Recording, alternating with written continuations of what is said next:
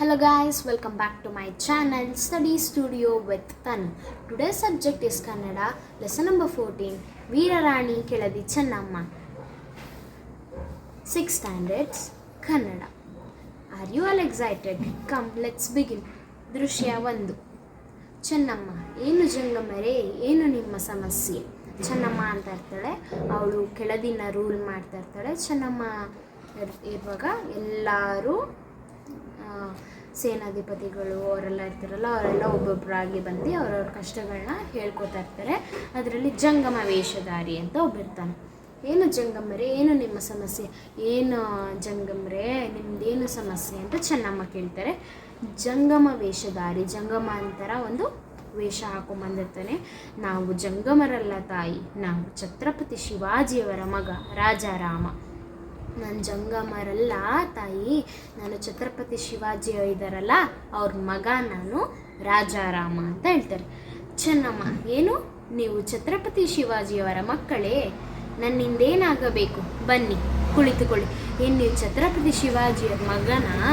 ನನ್ನಿಂದೇನಾಗಬೇಕು ಸಹಾಯ? ಬನ್ನಿ ಕುಳಿತುಕೊಳ್ಳಿ. ರಾಜಾರಾಮ, ತಾಯಿ, ಆ ದುಷ್ಟ ಔರಂಗಜೇಬನು ನನ್ನ ಸಹೋದರ ಶಂಭಾಜಿಯನ್ನು ಸೆರೆ ಹಿಡಿದನು.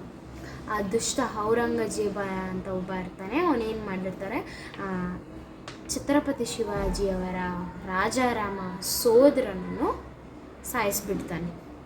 ಈಗ ನನ್ನನ್ನು ಕೊಲ್ಲಿಸಬೇಕೆಂದು ಹೊಂಚು ಹಾಕುತ್ತಿದ್ದಾನೆ.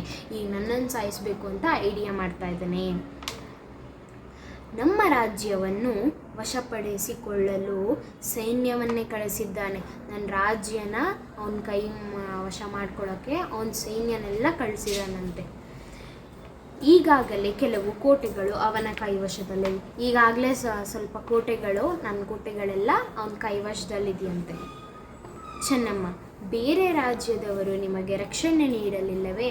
ಬೇರೆ ರಾಜ್ಯಗಳು ಇರ್ತಾರಲ್ಲ, ನಿಮ್ಗೆ ಯಾರಿಗೂ ರಕ್ಷಣೆ ಕೊಡಲಿಲ್ವಾ, ಸಹಾಯ ಮಾಡಲಿಲ್ವಾ ಅಂತ ಕೇಳ್ತಾರೆ.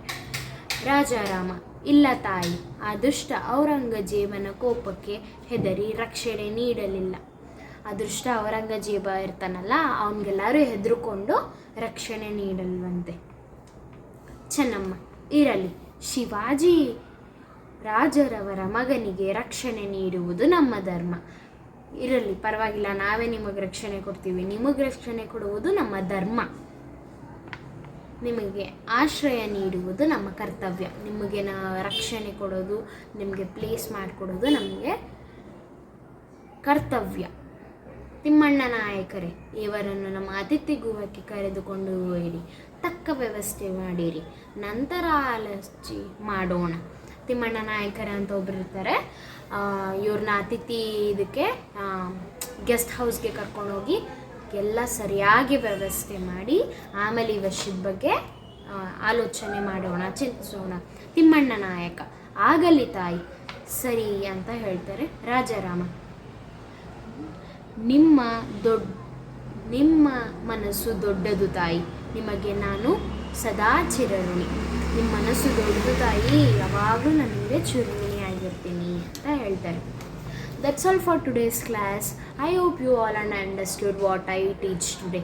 Next class we'll learn another topics. Thank you.